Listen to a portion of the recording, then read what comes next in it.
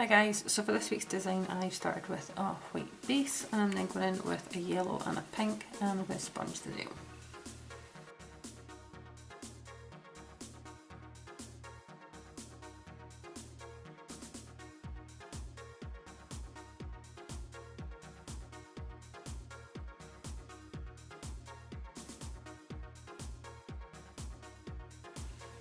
Over the top of the nail I'm going to use Aurora from my own Indie Polish collection.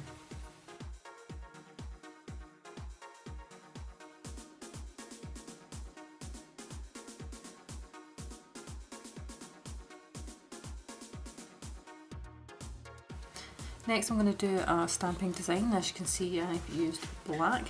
This plate is BPL024 and the image I'm using is this flower pattern down here.